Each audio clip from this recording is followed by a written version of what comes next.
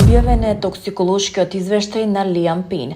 Пејачот имал траги од комбинација на повеќе дроги во неговиот систем, вклучително и розов кокаин, кога паднал од балконот на неговиот хотел, според извештаите на аргентинската полиција.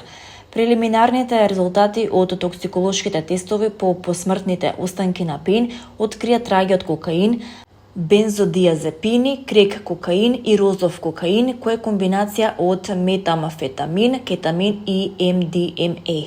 Делумната обдукција откри дека Лиам Пејн имал повеќе супстанции во неговиот систем кога паднал од балконот на третиот кат од неговата хотелска соба во Буенос Ајрес, се вели во извештајот. Овие супстанции вклучуваа розов кокаин, рекреативна дрога која обично е мешавина од неколку други, вклучувајќи метамфетамин, кетамин, МДМА и други, како и кокаин, бензодиазепини и крек, се навидува во извештајот. Претходно во неговата соба беа пронајдени бел прав, траги од хемиски кристали и лекови на рецепт.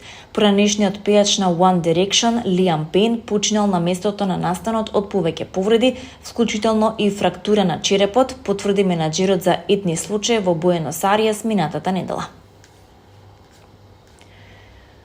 За приватниот живот на Лозано малку се знае, па затоа неговите обожаватели се изненадени од оваа убава вест. Популарниот македонски пејач Владко Лозановски, познат како Лозано, стана татко.